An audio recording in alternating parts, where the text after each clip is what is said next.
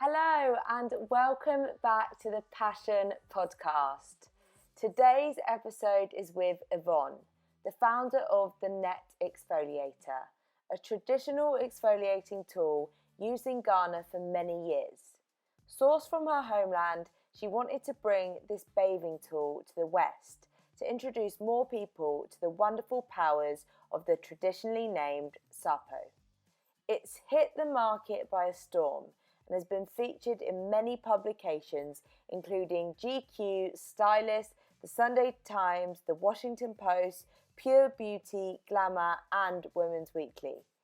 In this discussion, we cover her journey with the net, how it gained traction, and how earlier this year she made the same amount of sales in 1 hour as had been made the whole year prior.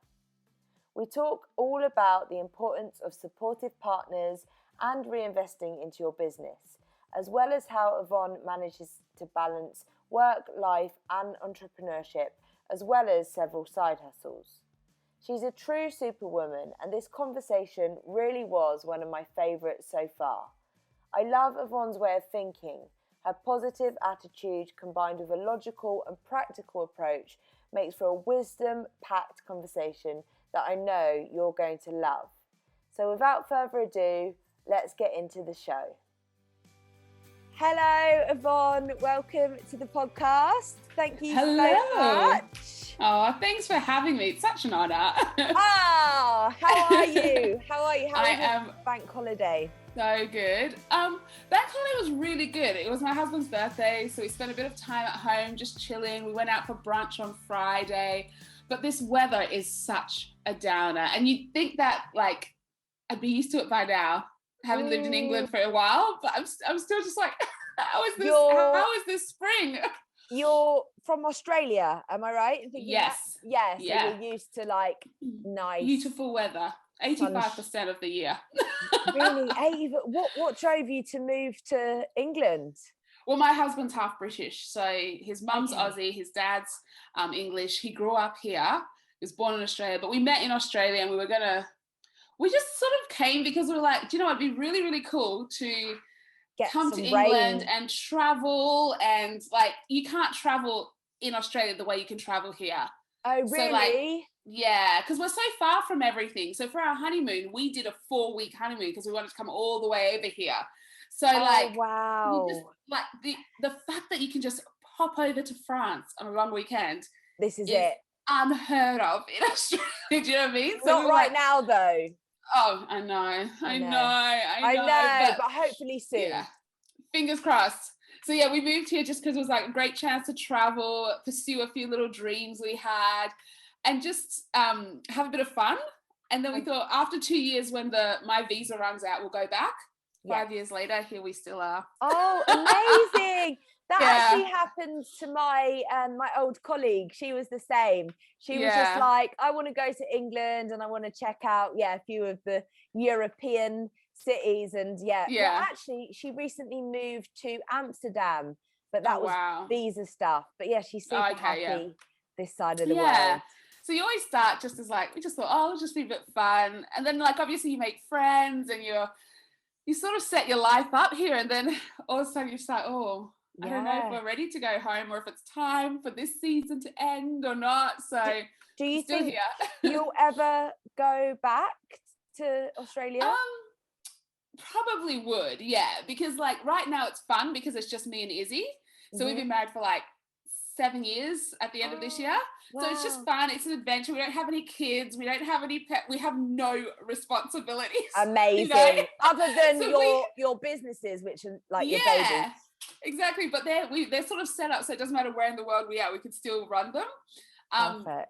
But I think if we had kids and stuff, I'd want, I didn't grow up with my grandparents because all my grandparents were in Ghana and I grew up in Australia.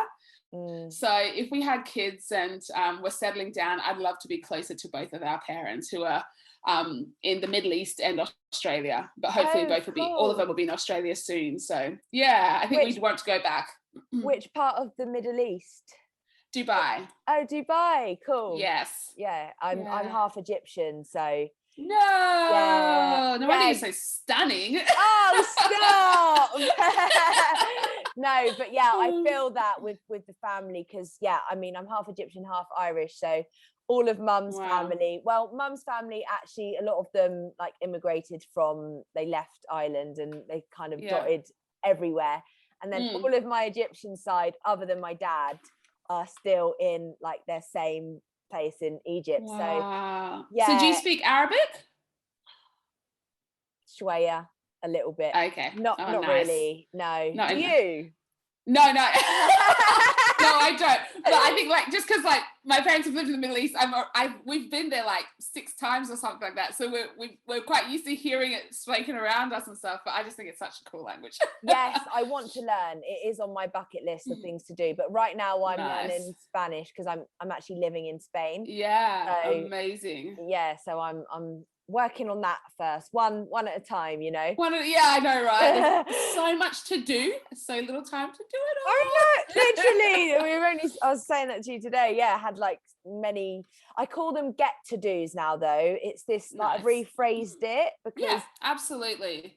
Yeah, I mean, yeah, get to do list. That's great, isn't it? It's like because we take for granted the things that we get to do, like the fact that we have choices and the fact that we actually have so much to do, the fact that we can get into a car and do all those things we need to do, the fact that we've got money to do them. But that people would kill to be in our position, but we're so used to doing it, we're just like, oh, I can't believe I have to do this again. I know. And it's like, yeah, literally, like, I mean, maybe our parents or grandparents or, you know, even, you know, different people would wish to have our lives. So absolutely. We are definitely lucky. Yeah. So I'd love to speak to you. Well, actually, one thing I've got to ask you, because you told me that you tried the M&S trifle. How was it? Oh, it was good. But I don't know. When I was a kid, my mum used to make trifle a lot. I know it's like British and she's not, so maybe it's not the proper way, but she used to put jelly in it. Yeah. And the M&S trifle didn't have any jelly in it. It was like jam. What? No. It was like a raspberry jam. Surely not. No, it has to have jelly. Jelly at the bottom. No, it didn't. Wait, let me think. I'm so sure it didn't have jelly because the whole time I was eating it, I was like, where's the jelly? Like, where's the fruit and jelly? I can't lie. After I said to you that it was the best trifle, I actually think in my head I was thinking of the Sainsbury's Taste the Difference trifle. Oh, okay, I'll try that one next. And that's definitely jelly. So maybe you need to get onto that. You know what? I'll try that one too. I won't make a decision until I've tried it. But I just, like, while I was eating, I was like, I wonder if I could make this better. Yeah. Oh, I don't want to offend anyone. Oh my gosh, I don't want M&S to work. Jeez, girl. I mean, you've just... It's not that hard, is it? Really? No, I mean, it depends what you define as, because like custard making from scratch, like... Yeah, it's not easy, but... Yeah, but I mean, no, really, it's just a bit... Okay, I see you, little Devon in. Yeah, nobody will know. No one will know. Yeah, no, it was good. It really was good. But I was wondering where the jelly was. But okay, so yeah, maybe I wouldn't not if someone bought it for me, I wouldn't say no. Yes. Will I go and buy it myself? Yes, I would. Okay. Because of laziness. But if I was really feeling in the mood to like wow someone at a dinner party or something, I'd just make it myself. You'd get mama's recipe and you'd go with that. Okay, cool. Yeah, absolutely. Maybe we can get the Ghanaian trifle recipe of you. Barely eat dessert, let alone trifle. Sweetest thing I've ever tried. Yeah, I'll check with mum what the recipe is. I do that often. I'm like, Mom, can you just send me a recipe quickly? I just need to make it the way you used to make it. So exactly, no problem. Nice, love that.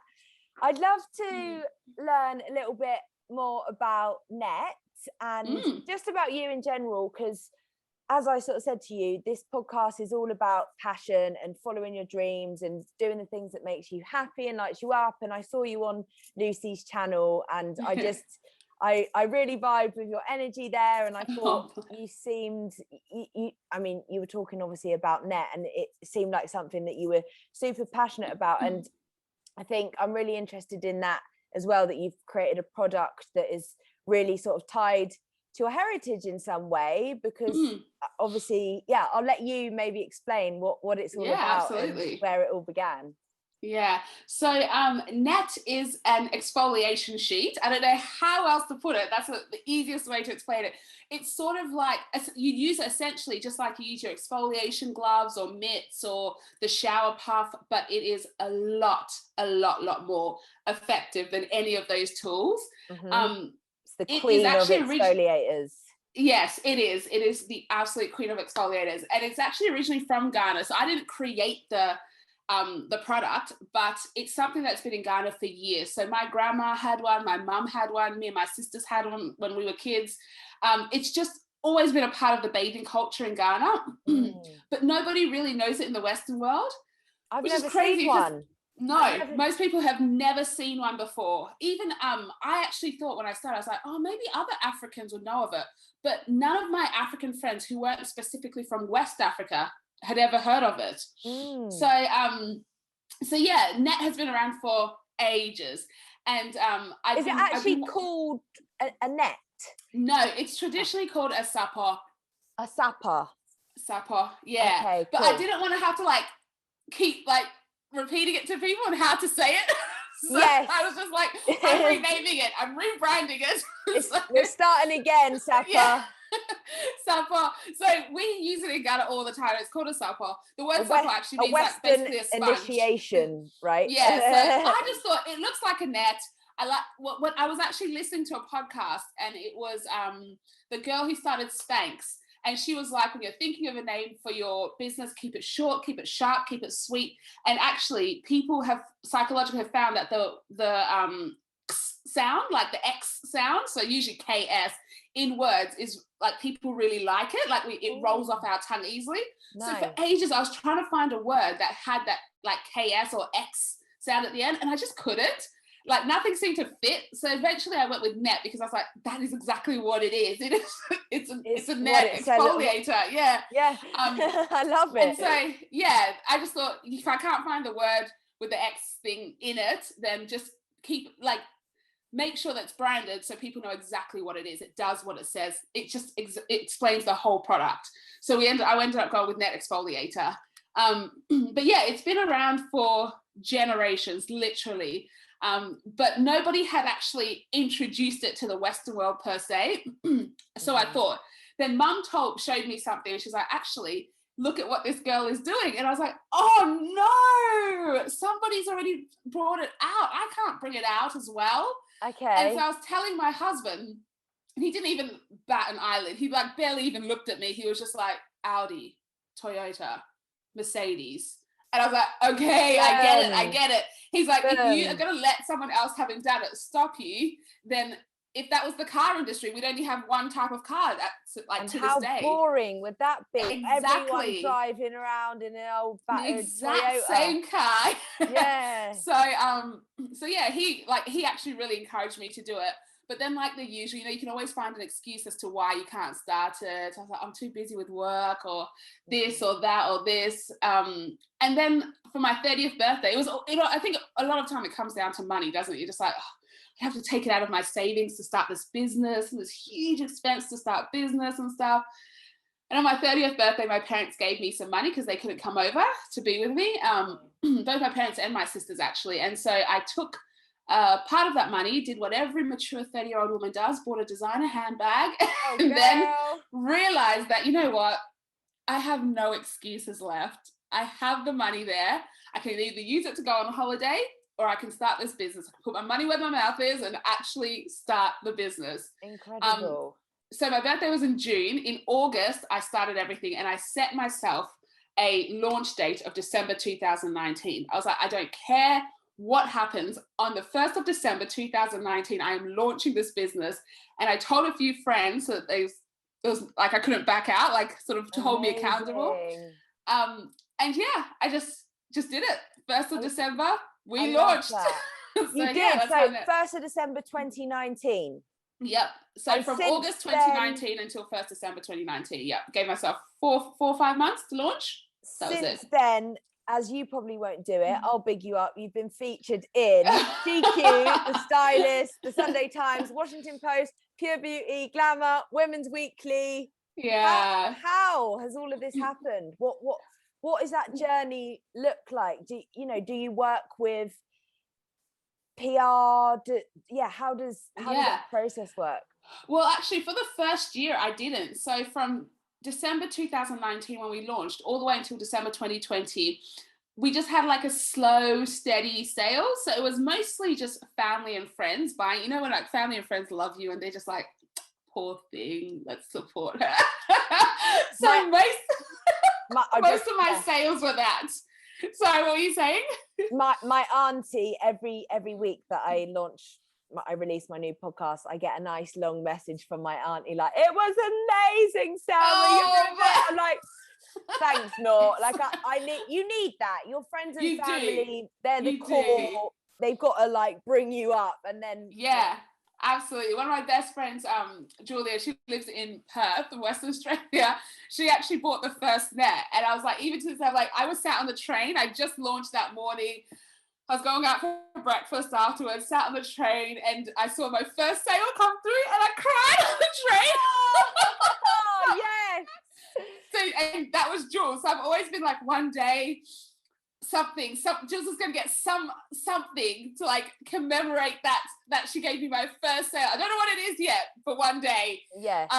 So yeah, for like the whole year, it was just family and friends buying it. Maybe like one or two friends of friends buying it. I think actually my first sale of someone I didn't know was actually Lucy. Oh, wow. And that's how we connected. For supporting small biz. Yeah, so I didn't actually know her, and because I didn't grow up here, I don't have like a lot of connections apart from the people I'd met in the first. I'd only been here for 2 years at that time. Okay. So I was sort of like looking at, how do I get my product out? How do I get more people to know? And I was sort of thinking, maybe influencers might be good. So I actually slid into her DMs and was like, I'd love to send you my new product. If you like it, you could share it and stuff. And she was like, no, I'm going to buy it. And I was like, like, you really don't have to. I'm happy to send it to you. And she's like, no. And then she bought it. So she was my first sale of someone I didn't actually know. Love that. So for that whole year, it was just slow. It was all right. Nothing to write home about. But it was just, I guess it was a good training ground, because I was just sort of like learning what did it actually take to start a business and all that sort of stuff. And then at the end of December 2020, my husband was like, hey babe, maybe I think that this business has real legs, and I think that if you don't do something with it, you could miss out. Someone else could do the same thing, and they maybe have a bit more money behind them, and they'll take the market share that should have been yours. That's the kind of partners we need. Yeah, absolutely. I always say the partners of small business owners are the real MVPs. Like, he has packed more nets, been on more post office runs, done all the marketing, redid my website, everything. Wow. I could not do without him. Really, is it a joint venture to some degree? I think it is, but he refuses to take any credit for it. So even like when we did the press release and wrote about it, I was like, we could put like Yvonne and Izzy. He was like, no, this is your thing. So, wow, that's amazing. So just do you. So I was like, okay, fine. We do fight about it sometimes though, but that's the reality. I've opened a can of worms there. No, because I think he should take some credit for it, but he just flat out refuses. That's what the fight's about, not anything. Well, no. That's amazing. I guess, it was your idea, it's your passion, and he's just supporting you because it makes you happy, and he wants to see you thrive, which is awesome. Absolutely. So in December last year, so that's only 4 or 5 months ago, he was like, babe, I really think you need to step this up. I think you need to look into PR. And I was like, all right. So I did a bit of research, and I looked around at PR, because I didn't really know much about PR at the time. I didn't know how it worked. I just didn't know. But his background is in marketing, so he knew enough. I think he was just like, I think this is the next best step for you. Sure. So I looked around, I got a few quotes, I had a few chats with PR companies, and all of them came back super expensive, which is fine. That is the cost of PR. But it was more than, I didn't have the money in the business firstly. Like I did not have that money. Yeah. When only your friends and family have been putting in. Exactly. Like my biggest sale was my mother-in-law, where she bought 10 in one go. And she was basically like, when it comes to someone's birthday, I'll send you their address, just send one to them. And that allowed me to buy my new packaging for it. So you're like, it really was a small. It was being reinvested. Every single time. So I was like, oh, this is like, there's no way I can afford this, babe, and I don't want to take it out of our savings. So he was like, look, why don't you just do it, look into it, and then we'll talk about the money afterwards. So I looked into it a bit, found a few PR agencies. None of them were really, I guess maybe they just didn't believe in the product, or I don't know what it was, but I'm really big on relationships. So I don't mean like we have to be best friends straight away, but I do love like people that I can talk to easily, people that I can, just have a laugh with, even if we've just met, sort of thing. So it is very relational based. So I talked to a few, and I wasn't getting the right vibe from them. Great people, did great at their job, just wasn't the right fit for me. And so, I was sort of like on the edge of giving up and stuff. And then I talked to Lucy, and she told me about Lucky 8 PR. And I was like, okay, let me give him a call. And so I gave Amy a call, and I was actually lay on my couch, which I looked over there because it's right there. And we just had this great chat, talked about Australia, talked for ages. Yeah, probably. I don't even know, but we just talked, and it was so she was just so easy to talk to. I'm like, this is my sort of girl. And we had that chat, and then she gave me the quote, and I was like, oh, I'm so sorry. I don't mean to be so typical of a small business owner, but I'm like, it's just too expensive. And she was like, do you know what? Give me a moment. Let me go back and talk to to the girls that I work with and come back to you. And that was the first person who'd actually considered the fact that it was too expensive for me, and they could try and do something. Whereas all the other places had been like, oh, okay, well, why don't you come back when you've got the money? And I was like, oh, okay, no worries. Which I get, like, it's not like some small business or anything like that. And neither's Amy, but it just felt like she cared, like she actually really believed in the product, and she wanted to work with me. Amazing. So that's what we did. We ended up going back to her because she came back with a price, and I was just like, you know what, let's do it. Let's take the plunge. So on the 4th of January this year, we essentially started the PR. So only the 4th of January that you started? Yeah, so just after we turned 1. Amazing. So I was like, okay, so let's do this. 4 weeks is what we can afford. We're going to go for it. Okay. And so we started. So it went all the way until the 4th of February. And it had been great. Like you said, all those magazines, all those publications, that's what were a result of those 4 weeks. Yeah. And so it was fantastic. Incredible. For brand awareness and getting the net out there, but it hadn't resulted in a lot of sales, which I was aware of. I knew that PR doesn't necessarily equal sales. It had some sales, but not huge amounts. But people were starting to know about the brand. So I'd gone from like 200 followers or 300 followers on Instagram to like almost 700. Like I'd almost doubled it in that. Wow, amazing. In that time. So I was like, oh, this is cool. This is cool. This is working. But then it got to the 4th of February, and it was like we were done, and nothing huge had happened, but there was definitely a lot more awareness of the brand. And so unfortunately I was like, oh, I can't really afford anymore. Maybe I'll take a break, and then maybe towards the end of the year I'll look at doing it again. So decided on the 4th, you know what, we're going to take a break. I think it was like a Friday or something. Sunday morning I woke up, and my phone was like going off like every minute. I was getting a sale, and I was like, what the heck? Wow. The night before I had put a TikTok up thinking, I just can't deal with this. I'm just putting it up and I'm going to bed because I have to get up early on Sunday morning, and I don't have time for this. Yeah. So I put this TikTok up, woke up to something like 300 sales. And I was like, oh my gosh, I've gone viral on TikTok. I was like, oh my God. So I looked at my TikTok, there was barely any views. I'm like, oh, it's definitely not TikTok.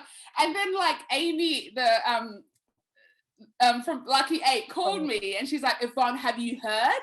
And I was like, heard about what? She's like, India Knight has written an article about the net in Sunday Times Style magazine. And I was like, oh, that makes sense. That's what all the sales are about. I'm like, yeah, I've heard. I've got like sales coming in every single minute, literally. And this was and the so, most sales you'd ever had as a business in such a I short think space in of time. about an hour I made as many sales as I'd made the whole year. So it was amazing. So it was absolutely mind-blowing. So that happened on Sunday, and it just kept going all the way through the week. And even now we're still seeing sales come through from Sunday Times, because obviously we put up on the website, where did you hear about Net? And so people actually put down where they heard about Net. Again, all so Izzy's thoughts, not me. So we know exactly where people are coming from. And yeah, they're still coming in from the Sunday Times. So that was sort of like the article that launched Net. I think there's such a strong message in that, because I think sometimes when we're putting so much out there and working really hard, and you're really putting all of your energy into making this thing happen, and I'd love to talk about a little bit more as well, because I know this isn't your only thing. You're still working a job, and I know you've got a couple of other kind of side hustles or passion projects that you work on, and I think it goes to show that it's not always I think in the end, like with Lucy recently, right, she's just got into Selfridges, right, which is incredible, and that's amazing. It's amazing, and that's obviously a reflection of all the hard work that she's put in over this time, and it doesn't come to you overnight, but it shows just keep persisting, because absolutely, what can happen in such a short space of time, and I hope that continues for you as well, and I'm sure it will, and I'm sure you're going to continue to invest in those marketing channels. But it'd be good to talk about what you do now, and how do you juggle it all? Like, how do you make the time for this thing, especially maybe when in the earlier days, when all of your sales were just coming from your family and friends? Like, were there times where you thought, there's nothing in this idea, like I'm just going to put it to bed? No, actually, I feel like that back then I was like, oh my gosh, there's so much scope, the possibilities are endless. Now I'm sort of just like, oh, I can't do this. way out of my depth. What if it doesn't last? Like, it's so weird. Like, I really thought I was so much more excited about the possibilities. Now that it's happened, I love it. I'm so excited, don't get me wrong. But now I'm just like, oh, this is what running a business is. Not the fun that I was having, maybe doing one Instagram post every week, or maybe checking my emails. Now I'm like, oh my gosh, I have to wake up to all these emails and actually answer every single one of them. It is so much work, and I work full time, like you said. Lucky for me, I'm actually part-time furloughed at the moment, so literally could not have happened at a better time. So I get 3 days a week where I'm at home and I can just focus on Net. Perfect. And then 2 days a week when I'm at work, where I need to really focus on work, which is like a bit of a balancing act. But I work as an event planner for a church in north of England. So we run 4 conferences a year. The smallest one's about 1,000 people. The biggest one's about 8,000 women in Leeds Arena. So they're huge conferences. But we've had to obviously cancel all of them the last year. Because of Corona. Because of COVID, because we can't have 8,000 women in an arena. But everything is starting to happen again. So it's getting a little bit busier. So it has been a real juggling act, and just trying to figure out how to make sure that when I'm doing that, and when I'm at work, I'm honoring the fact that I'm supposed to be at work, so I'm focused on work. So that's been a real interesting juggling act, and I've just hired someone to work part-time, a few hours every week for me, so that I can focus at work when I'm at work, knowing that she's got the net stuff covered. So I'm really just learning as I go. Like, I am organized because I'm an event planner. I have been for like the last 10 years. So that's a planning events, organized job. So I am, but I'm definitely a little bit out of my depth with this, because running a business is a different ball game. Like, no amount of organization sometimes cuts it.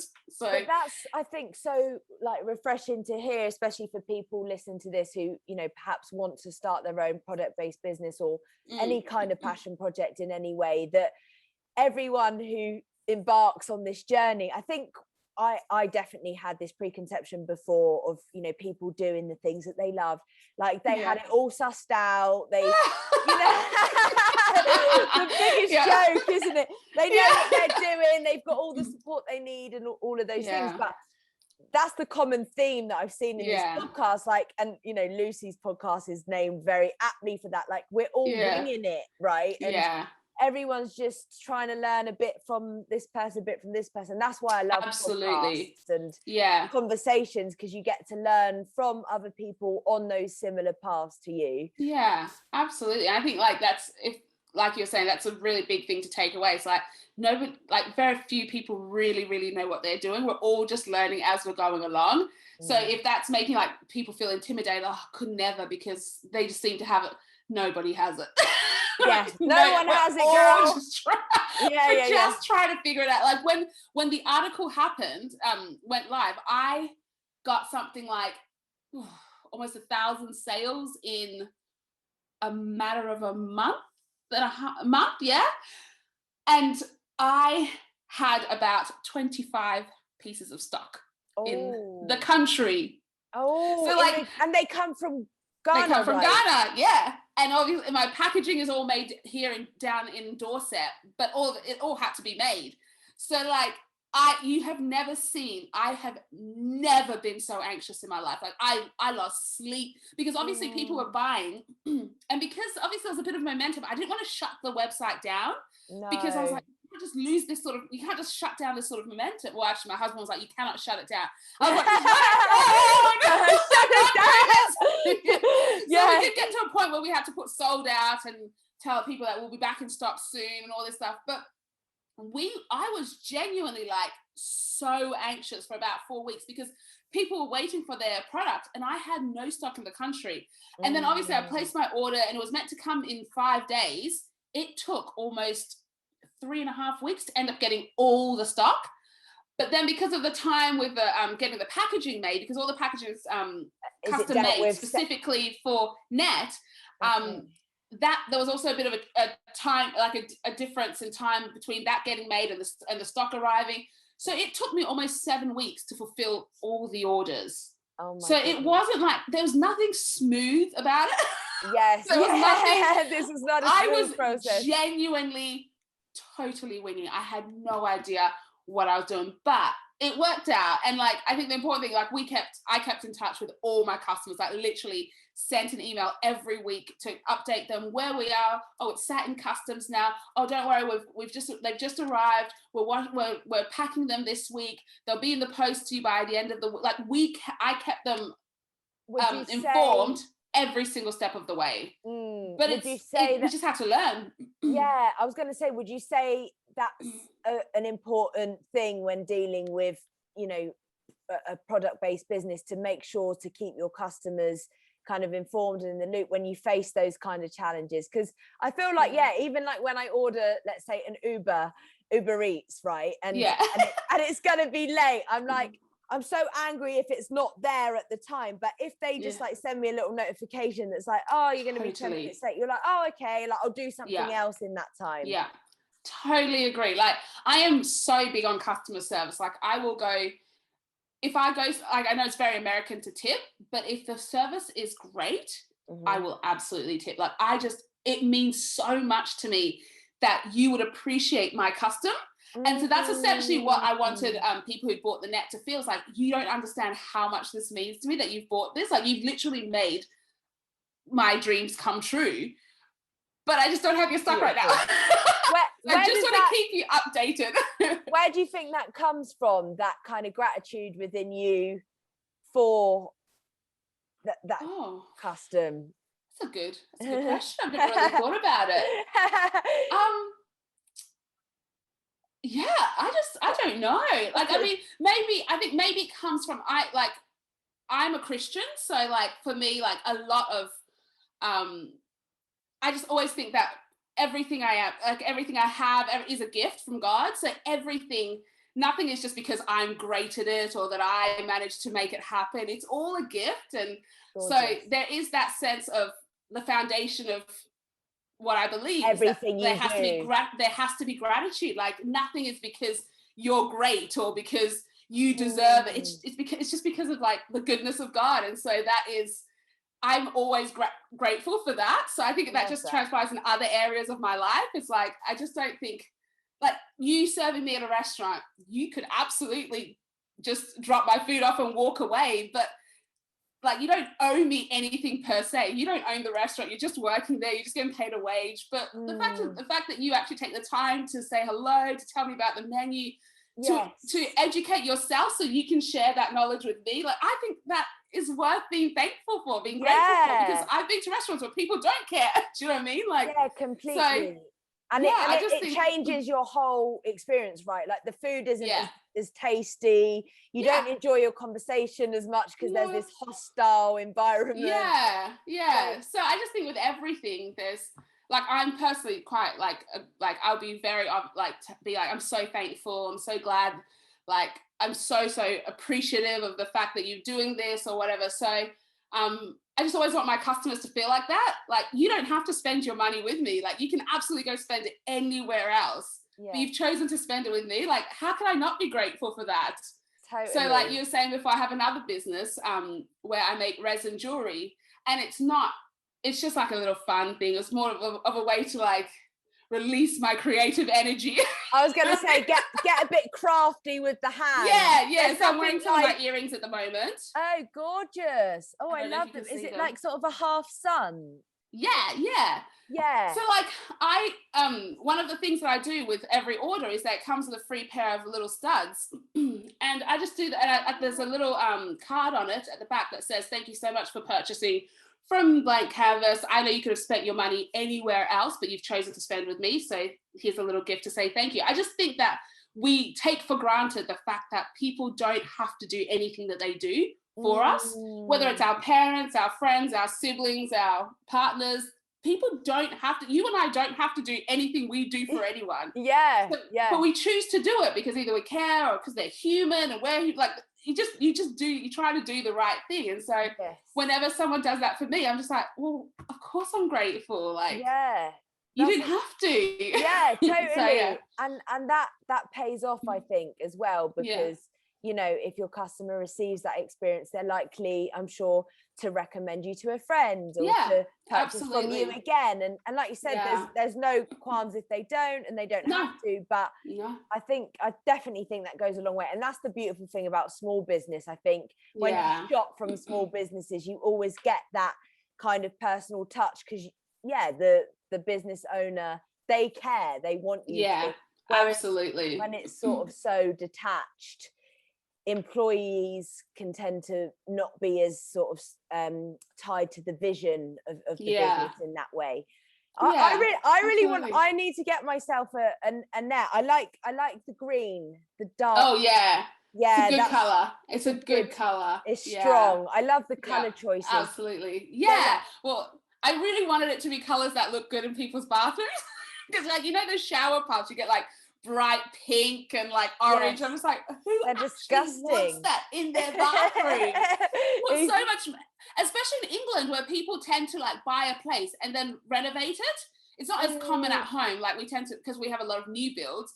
But here, people buy old places, renovate it, so then it'll be like they've put so much effort into it. And then in the corner, it's just this like catty old sponge. Skanky kind of bitty sponge. I'm trying to think now what sponge I've got. I'm using some sort of face sponge as a sponge right now, because I couldn't find a proper sponge, so I'm using this little. I know, I need to get myself a bloody. You do. We'll talk afterwards about it. Oh no, you're not the person to confess my terrible sponge antics to. I love it. No, that's so good. No, we'll get you a green one. Green one. We'll get a green one. We'll get it sorted. I wonder if you've taken inspiration from anyone along the way. What kind of inspired you to just do it and to start your business? And if there's anyone that you feel is worth sort of looking into, or who are your greatest inspirations were? For me, my biggest inspiration is just my parents. And it sounds really cliche, but like, I think it's a bit of a long story, my parents' upbringing and stuff, but essentially they have worked really, really hard to get to where they are. They've sacrificed so much for myself and my sisters. So they lived for quite a few years in Norway, where Dad did his master's. So me and Lucy, my little sister, were born in Norway. And then they moved to Australia. And then our youngest sister, Alexis, was born there. So they spent so many years away from their family back in Ghana. So I remember when I was 7, we went to Ghana for the first time.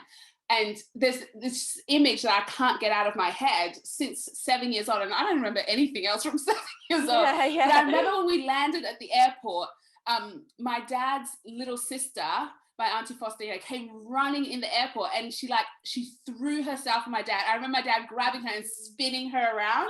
I know, it makes me teary just thinking about it. Yeah, it makes me teary.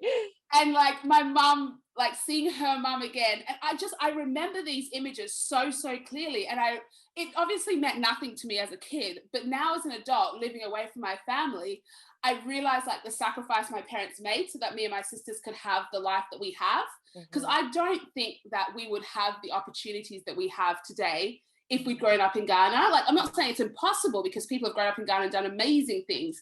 Yeah. But I do think life is a lot easier for me, Lucy and Alexis, because of the sacrifices Mum and Dad made, which was not seeing their family, their parents and their siblings for years and years and years, so they could build a different life for themselves and their children.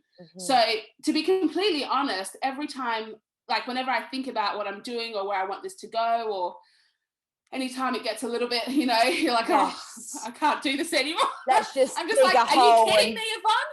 Are you joking? Your dad lived in a country that he didn't speak the language for, both of them, and they learnt another language so that they could finish school. And then they left their parents, like they could have gone home after that, but they went to another country so that you and your sisters could have the life that you have. This isn't hard, babe. This is just fun, darling. This is just fun. This is not that hard. So I think you'll be fine. So I think for me, it is definitely my parents. So my little sister Lucy actually has a very successful business in Australia, and she recently recorded a what do you call it? Sort of like a get to know the founder sort of thing with another company, and exactly the same thing. She's like, my parents, like we can't, like our parents have done so much for us. I know everyone's parents have done things for them, but for me, that's what drives me. Like there's just I wonder if you feel the sacrifices that you mentioned, do you feel that is a part of the journey of success? Do you feel yourself now having to make any sacrifices in order to build your business? Yeah, I think sacrifice is relative. If I told my parents that, I had to make the sacrifice of not getting to go for coffee with friends because I really needed to finish the business plan for Net, they'd be like, okay. Yes, I'm sure that was very difficult, Yvonne. Yvonne, that's not that big a deal. So yeah, of course, I think with everything, everyone makes sacrifices, and you have to make some sort of sacrifice. Like during the first lockdown, when when lockdown all started in England, it was so easy. Like me and my husband just watched so much TV, ate so much food, obviously worked, but it was easy. We did nothing. Love that. Now in this second lockdown, because Net has blown up, all my free time is on Net. I'm like, first lockdown was so easy. But that's a sacrifice you make. Like you need to put as much time and effort into your business to grow it as you can. So but then I'm like, is that really a sacrifice? Because imagine if like the British government hadn't had furlough, like I wouldn't have the pleasure of being able to work on my business while still being paid. Like, is it a sacrifice? Really? It's hard to say. But there's always sacrifice. I do think that, like, I definitely could have used that money for something else. So it's just, it was a sacrifice I made, but it's relative sacrifice, as you say. Much. But I think it's incredibly humble of you, and it's incredibly kind of self-aware of you to recognize the privileges that you do have, and that perhaps we as a collective have, being, me, a British citizen, and like you say, I was also on furlough for some time, and I used that time to start this podcast as well. Yeah, and just brilliant. To do a lot of brainstorming and just doing some projects that, I kind of wanted to just stick my hands into. So I definitely get you, but it's the same with me, like, two immigrant parents. And when I actually, it's only as an adult that you start to realize, like, oh my gosh, whoa, what did they actually go through in order to, like you say, create these lives for us? And, you know, obviously for them to some degree as well, because you know, my mum and dad came before I existed, so it can't for me. but totally, you recognize that. I think that's incredible. I wonder what advice you would have for people listening to this, wanting to start a product-based business.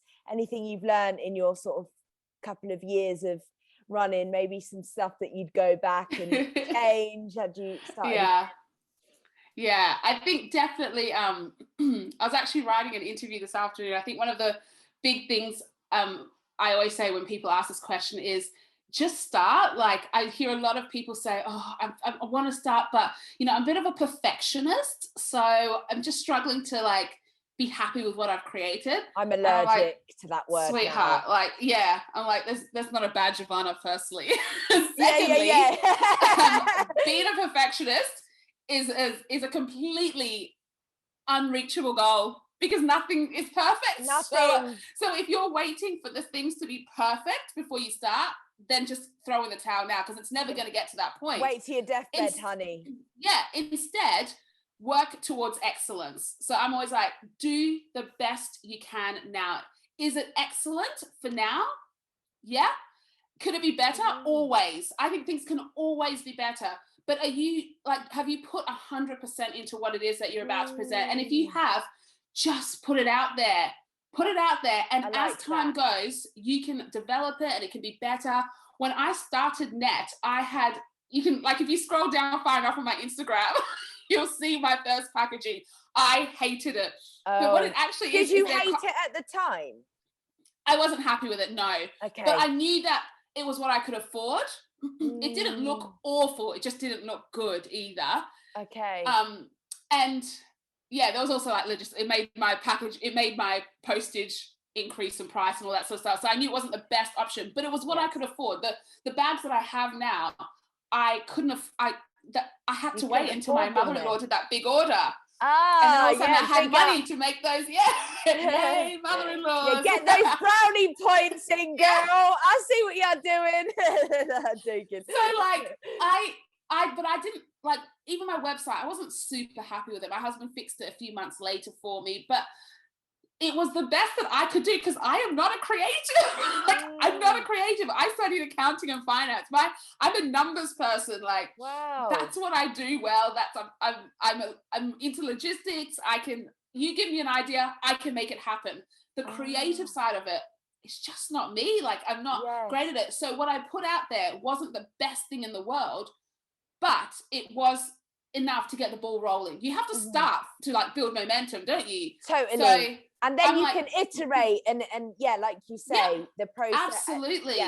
Absolutely. And so I'm like, my biggest advice is stop waiting for it to be perfect to put it out, because it's never going to be perfect. Put out what you've done, but work towards excellence always. Is this the best that I can do with the resources that I have right now, whether it's time or money or whatever it is, but is this the best that I can do with what I have? Is this excellent? Yeah. And if it is, put it out there.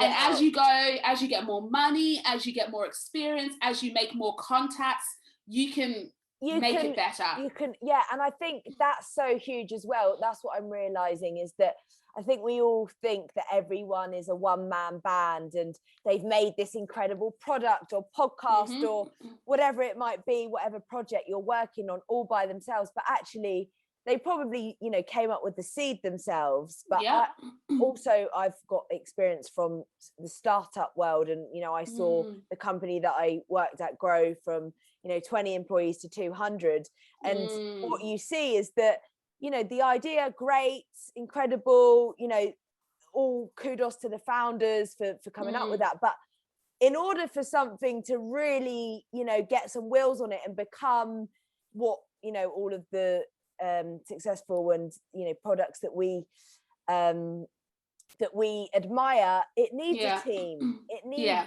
it needs support, and you pay people to do that. You get, you know, your PR and your marketing and whatever else. What's that process like as you start to outsource certain things? Do you feel like, because I imagine like your business is your baby, so you're almost letting other people look after your baby. Is that, how have you managed that? Is that easy? Have you found it difficult? You said you employed someone recently. For me, it's not too hard. I love delegating. I'm like, I don't have to do it. Great. Yeah. But so I don't mind it, as long as I always feel like you have to set the people up to win, right? So I don't want to, like with Helena helping me with my admin, I won't just hand it over to her and be like, go for broke, you know, because she probably will go broke because she's doing this for the first time. Like I'm still learning about the business, so of course she's how can you expect? So I'm very much about like walking alongside people, training them, making sure they fully grasp what it is that they're doing. And then once they're there, I'm like, see ya. Out of here. I love that. And again, it's like with the PR, and I've just hired an accountant. It is a lot of like getting to know the person. Do I feel like I gel with them? Am I happy? Like, can I talk to them easily? And if I feel like comfortable, then I'm like, you know what? Let's just give it a go. Like, totally, I've got nothing to lose. Do you know what I mean? Like, you have to trust people at some point, right? Yeah. So, if in a year's time it didn't work out, we'll learn from it, move on, find something else. But for me, this is the first time I'm doing this, so I'm just going to have to trust that people who have done this more than me actually do know what they're doing. And also, it's like using the networks that you have. Like, you don't have to do this journey on your own. If you do this journey on your own, you're choosing to do it. Because I didn't grow up in England, but I think I've made more friends in the small business community than probably all my friends I've made in Australia for the 21 years I lived there. Because I'm willing to talk to people and ask them the questions, and people are so willing to help. Like, I've learned so much from Lucy. Recently, I've learned heaps from a girl called Gemma from Lunier. I've learned so much from a girl called Isabel Pearl from Pearl Cosmetics. Like, there are so many people that I've just become friends with and asked questions, who have freely given me advice and help. Wow. Just because, like, I asked. Like, I just think if you're doing this on your own, or if you're struggling to do this, it's because you're choosing to do that. Because there are people out there who are willing to help you. Like, every Sunday I do a live broadcast for our church, me and my husband. And so for me, speaking on Instagram stories and stuff isn't a big deal at all. Like, I do it live, and like we get quite a few viewers. If I mess up there, like, I'm used to being like, whatever, it's not a big deal sort of thing. So I have no problems jumping on Instagram live and just chatting to someone. So I put out a post today that if you're a small business and you're not comfortable with it and you'd love to get on because you know that people need to see your face and stuff, just DM me and I'll interview you on an Insta Live. People want to help people. That's amazing. But you just have to take the opportunity. Take the opportunity. Yeah. And okay, so if I'm a small business owner and I'm listening to this, I'm like, okay, I've got one person on my side. I can reach out to Yvonne. You can also reach out to me, by the way. I'm not I'm not a small business owner, but if I can help with anything podcasting, I will. And how else do you actually do that? Are you part of a community, or do you literally just DM the owner of Pearl or whatever else it is? Yep, that's exactly what I do. Slide into people's DMs. I love that. Exactly what I do. And I send voice notes. I love sending voice notes because I'm just like, it's a bit more personal. Sometimes I'll actually send a video. Like, I'll be like, oh, I'll just send a quick video. But I just always think, like, I would be so like, oh, how sweet that she sent me a video. How cool. We can, like, I know who I'm talking to now. So I always think, like, we're all human, so there are certain things that are like common among all of us. Universal, yeah. Yeah. So if you like something, like if you like that personal touch of a voice note or of a quick video, it's very likely people also like that. And you know what? If they don't, whatever. they never talk to you again. What have I lost? Yeah, exactly. You get a nice tie, you forget about about it. Yeah. So I'm like, whatever I used to get really self-conscious about it. But I'm just like, you know what? I'm just gonna do what I would like if someone else did for me, right? And if it's not them, that's fine. They won't reply. I don't know them. It's no skin off my nose. I think that's the right saying. But if it works, look at the beautiful friendships that have blossomed out of just sliding into people's DMs, sending voice notes, asking for advice, just cheering someone else on, whatever it is. Yeah, and you create a community as part of that, and like you say, then you're able to bounce ideas off each other and help each other grow each other's business. And also, like, something that I've realized as well, and I need to do this more in the podcast community, actually. I feel like I need to start reaching out to you. You've inspired me today, thank you. Good. Yeah, I'm gonna do that, because sometimes I do feel a bit alone as a podcaster. I'm like, how do I actually grow this? And and to be honest, I haven't massively, because I think the podcasts that I've always listened to are like the really big ones, like Burn Cotton and like How I Built This. But actually, love that one. That's perfect for business, right? So but that I'm gonna do that. Thank you. And I always think, like, everything starts small. We look at people and we're like, oh my gosh, look at what they've built. But like the girl from Spanx, $1 billion empire now, but she literally started like with like a few that she could get made in the factory. Like everything starts small. Like we just need to realize that it has to start small. For it to grow. It's true. It's like this. It's so true. It's so weird, isn't it, that we see these people, we see it. I think, and this is actually a good piece of advice that I was taught, that you should always take advice from people that are one step ahead of you, because if you're just looking at people who are 50 steps ahead of you, of course it's going to feel unrealistic, impossible, because you're like, there's too much distance. But if you're just like, okay, you're one step ahead, how did you get there? And then you I totally agree with that. If you look too far ahead, sometimes it can just be so daunting. But it's just one step ahead. So sometimes it's just your peers or those who are just a little bit ahead of you that you need, that you want to chat to. Hand holding and and it's nicer because you get to grow together and you see each other do that. Absolutely. There's no fun in kind of winning alone anyway. You want to be always better with people. For sure. Love that. Is there anything else that you want to share about your kind of passion process, I call it? Anything else that I think probably the thing that I'd love to say is like the whole idea that people always think, oh, it's just about like succeeding in the business and stuff, but I'm always like, at the end of the day, like, people are more important. Like, your relationships are so important. The people who, there's no point getting to the end and having no one to celebrate with. So like, it is finding that, it's really important to find that balance. Like, there will be times in your business where you feel like you have to put everything into it. You've got no time for anyone else, but like, your business success will not keep you warm at night.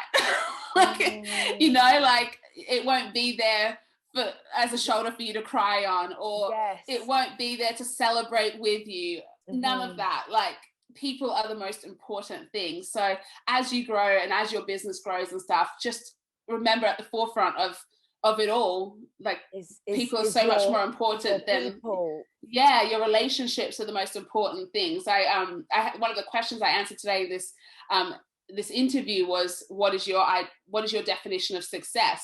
And obviously, like, first comes to mind, like, oh, if my business like got sold for this much, or if I finally did. And then I was like, no, well, you know better than this. Like, it doesn't matter. All that could happen. And if at the end of the day, like, your marriage didn't work out because you were so focused on your business, or you and your siblings feel like your best friends don't have a relationship anymore because you were so focused on your business, was it even worth it? So just always finding that balance and realizing people are more important than anything else. And making that a priority and trying to find the balance while you build your business is great. But and practically, like, do you have any tips for that? Like, maybe you schedule time in with your friends on a frequent basis, because I've struggled with that hugely. I think you know, as I'm in my early 20s, right? So I graduated from uni, I got straight into the working world. I did pretty well. I was getting promotions, and my work really became my life, like fully. And I fell into that trap totally. Like I didn't see my friends outside, like all of my friends were my work friends, because we were all in this like really exciting bubble together. And absolutely. And I think you get so wrapped up in that and lost in it, and you forget about, you know, everyone else, because you're so consumed by this thing, and it's exciting and it's growing, and you know, you're developing. And I think, you know, for people starting out, it would be good to know maybe some practical ways of, you know, how do you actually make that happen? Like, how do you not get lost in it all? Yeah. Well, like I said, I'm a super organized person, but I think first things first, you have to be really intentional. You have to decide that this is what is most important to me, relationships over any amount of money that I can make, over any success I can have. More than anything, what's important to me is the people in my life, the people that I call my closest friends, my partner, my siblings, my family, whatever. You make that decision first. That's the choice that you're going to make. They will always be more important than the money or the success, right? Yes. And then after that, it's just being intentional about it. Like my husband and I will often, at the end of the month, beginning of the month, whatever, you know when you get paid, so we'll do our budget and we'll look at where's the money going and what pot is that going into, and where's You're that such going. an organized couple. I love it. It's like couple goals. I want your relationship. We do have a great relationship. He's the best. But we'll decide on what we're spending on, and everything we do is we try and encompass around the fact that we love people. So we have a pot in our thing for just being able to be generous and bless people, so that we're remembering all the time, like our money it's an opportunity for us to give, like to gift other people things. It's like we're grateful that we've got it, so let's share that gratitude along.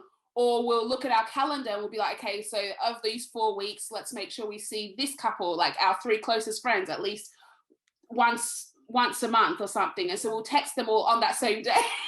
Amazing. Hey guys, are you free for this weekend? Are you free for this weekend? Are you free for this weekend? We found a great new cafe. Let's all meet for brunch, and we'll make plans straight away, because like that is our priority, is people. Our relationships are more important than anything else. So we just try to be really intentional. We know what's important to us, so that's the foundation of everything, and then we build up on that. And I always think, like, when Net blew up, like there were just so many people for me to call and celebrate with, like so many, and I was just like, oh my goodness, like it's just so much more exciting because I have people to celebrate with. And like my best friend, 2 of my best friends on separate occasions took me out to celebrate. One, because obviously everything was closed because of lockdown. We went to a park. She bought my favorite bottle of Prosecco. Like another friend bought me flowers and Prosecco. I'm like, this is what it's about. Like, it's all great that Net's blown up, but imagine if I had no one to celebrate it with. Totally. So, just I think you need to find what's important to you. Make sure that you know that this is what's important to you, and then make that a priority. So we might only do that once a month, like just when we sort out all of our finances and stuff at the end of each month or beginning of each month. Then we'll also sort out our calendar, because obviously if we're going to see people, then we're going to have to spend money on it. So like they just go hand in hand, don't they? Yeah, so we know what's important to us, and we make that a priority, and we figure it out. And then around that, I know we've got work and we've got stuff for Net, and then we need to make time for ourselves and stuff. So then you just schedule all that in. Like, it's not just going to happen because you want it to happen. You have to be intentional about things like this. So if you know what your priority is, then that's why businesses have vision statements, so they know what direction they're working. And I think as a family, or as a couple, or as even just as an individual, you can have a vision statement for your life, you know? Like, you can have a mission for your life. Yeah. But we don't think to do that. I've got some good journaling prompts for tonight. I'm going to... What's my vision? What's my mission? Yeah, I love it. And then it just makes it so much easier to make decisions if you know where you're headed, right? Once you've got a vision, it's really easy to, like, you know straight away. Like, I know for Net is always meant to be, like, the Net's always meant to be aesthetically pleasing, right?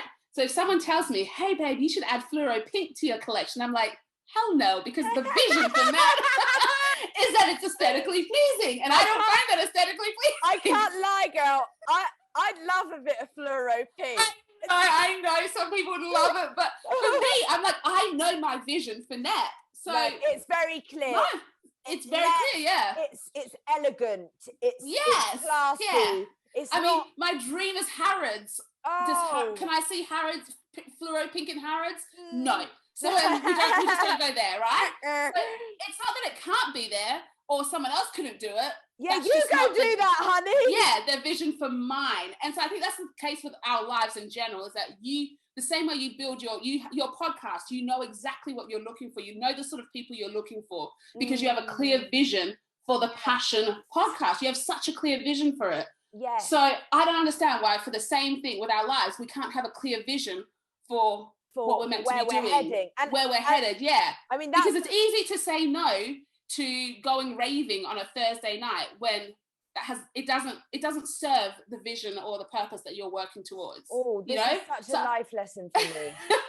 Because I struggle a lot. Because I think as well, I keep going back to this, but I do think, and I'm sure you'll agree, that like the 20s is that kind of exploratory phase to some degree. And absolutely. I feel really in that right now. Like, I was on this path and, that path ended and now I'm just like kind of figuring it all out. And, I guess I'm quite open at the minute and I'm like, oh, do I go for this brunch? Like I was walking along the street yesterday and one of my friends like pulled over and it was like, oh, do you want to come like get some dinner? And I was like, oh, like, I could come get some dinner. And then I was confused. I was like, do I get some dinner? But then I was like, well, no, actually, it doesn't fit my vision because my vision was actually today I needed to get some work done. And I had there you go.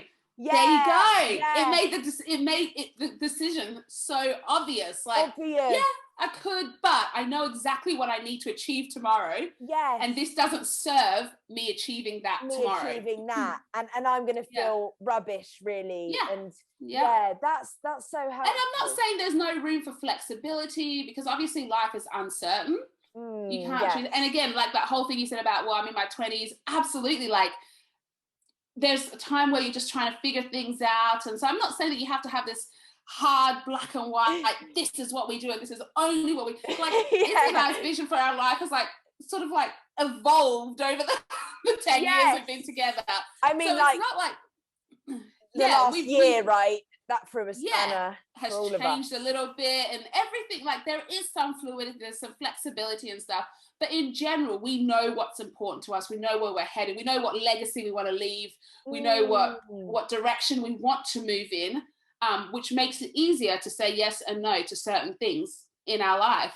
And I think you know that with your podcast and people know that with their business. And like, as a result, you see that in everything. Like you see that in branding, like Apple, you see their branding has a clear vision to it. All Apple branding is Apple branding. Like without the logo, you could probably still tell that was Apple branding because they have a really clear vision on what their branding looks like. I just think we could apply that same sort of thing to our lives as well. Like when I was finished uni, I was like, by 30, I am going to be a director of sales and marketing in a luxury 5-star hotel somewhere in the world. Everything I did was working towards that.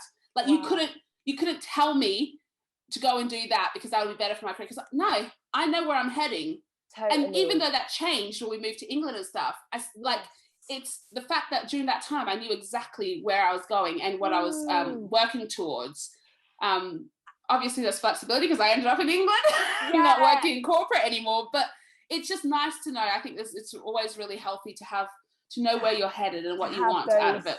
Yeah, sure. And even, I think that's a nice message as well. Like that can be, because sometimes it can be a bit overwhelming to have like a life plan, it's but if you could just 6 months or 1 year, absolutely, then you're at least working to something in the short term. Totally. Love that. Thank you so much for sharing. No, you're so welcome. Thank you. Before we wrap up, I just have a little lightning round for you. Okay. So quick fire, whatever comes to your head first. Okay. Right? So, a book that changed your life? The 5 love languages. Oh, that's good. What are yours? Oh my goodness, what am I having a mind blank for? Gifts. Gifts. Oh, girl, and quality time. The net. Yeah. Oh, quality I'm very time. much on gifts and quality time. Yeah. Okay, nice. Izzy, take notes. A snack which lights you up? Oh, popcorn and red wine. It's together? from Scandal. Yeah. Have you ever seen Scandal? No. Olivia. Okay, it's one of Shonda Rhimes, like lady who did like what do you call it? Bridgerton. Oh. What else did she do? Grey's Anatomy, How to Get Away with Murder. One of her first ones was Scandal. And the lady is like basically a fixer. So she comes into the White House and she fixes all the scandals that happen there and stuff. She's amazing. But she's so classy. And at the end of the night, she always has like the most beautiful, like this gorgeous red wine glass and a bowl of popcorn. And then ever since then, I've always been like, red wine and popcorn, that is my snack. But I do love popcorn anyway. I love the cinemas. So anytime I go to the cinemas, I've got popcorn. Yeah, but I love the red popcorn. wine together. Do you have a flavour? And butter. Butter, yeah. Yum. It's normal in Australia to always get buttered popcorn. When I moved here, I realised they only did salted and sweet in the cinemas. I think I'm thinking of toffee. Wait, no, butter. Yes. What do you mean? Like buttered popcorn. What, like butter poured on popcorn? Well, yeah, that's the flavour, but it's not real butter poured on it. I'm salivating. It's so good. It's so good. And I came to Europe and I was like, what do you mean? I can only choose between salty and sweet. I don't eat sweet popcorn. I'm thinking of that red brand. It's like, is it called Butter Kissed toffee popcorn? Oh, yes, I know. Yes. Is that butter popcorn? No, it's not. No. Okay, next time you go to Oz, I'm going to get you to bring me back some buttered you need popcorn. Just buttered popcorn. Oh, it's so good. So good. Sorry, this is meant to be quick fire. Yeah, no. It's amazing. A movie that sparks joy? Sound of Music. Oh, yeah, a little bit of a song. Yeah, I love it. Love that. Yeah. And your happy place? Probably at home. I'm a real homebody. This last year served you well. Home. Yes. Well, actually, before that, I didn't realize how much I loved home. I was always out, always busy, always doing something. And then this last year, I was just like, oh my gosh, I've missed out. Home's the best place to be. Home is where your heart is. Home. Honey. It really is. It really is. Awesome. Yeah. And this is something that I introduced in series 2, but I'd love for you to take something away from this podcast. So essentially, you mentioned it earlier about how important kind of accountability is. And so I'd love for you to make a little passion pledge to yourself, something that you're going to kind of uphold for yourself to get cracking with. Maybe it's a new project you want to get stuck into or something off or Okay. So is there a special line that I must say? No. That would be good. My passion pledge. I passion pledge. Yeah. Oh God. Yeah. Like you're joining some kind of movement. Yeah. Well, I actually have a new project in mind, and I think it would be amazing. But I've kept putting it off to start it. So I pledge to start it. At least do the draft and pitch it to my best friend, who I actually want to help me with it, by the end of the month. Do you want to share anything about the project, or is it like a top secret? It's a top secret at the moment, but you know what? Maybe in a year's time, when I launch it, I could launch on your podcast. That is such a shout. Yes, we'll circle round. Boom. Yeah. That's a great idea. Okay. Yeah. Well, good luck with your project, and of course, thank you so much. With Net. And where can people find Net and you and all of the things that you're doing? Where can people connect with you? So you can find Net on @mynetex, so MYNETTEX, which is on Instagram, on the website www.mynetex.com. And you can find me on Instagram @thatgirl_Yvonne. Unfortunately, I am private, so you do have to request it. But you can still find me. Yeah, amazing. So there. Wonderful. Thank you so much for coming on the Passion Podcast and sharing your story. For having me. And it was so amazing to speak with you. And I wish you so much. All of the luck. with your future endeavours. Thank you so much. We'll chat soon, I'm sure. I absolutely loved connecting with Yvonne, and I really hope that you found that conversation helpful and useful. I know that those of you out there who are listening who maybe are thinking about starting a product-based business or already have a product-based business, some of those marketing and PR tips will be really useful for you.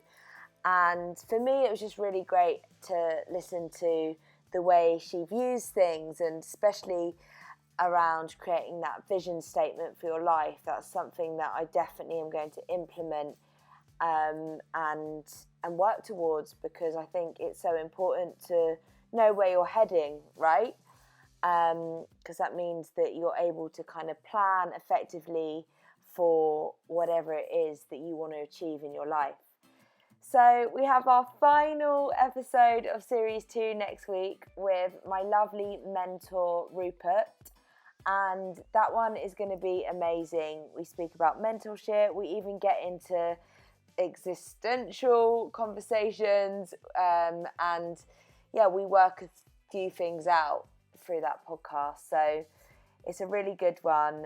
Do tune in next week as well. And if you haven't listened to the backlog, go back and have a little listen to any that tickle your fancy. There's quite a few to choose from. So yeah, have a little flick through and see what you fancy.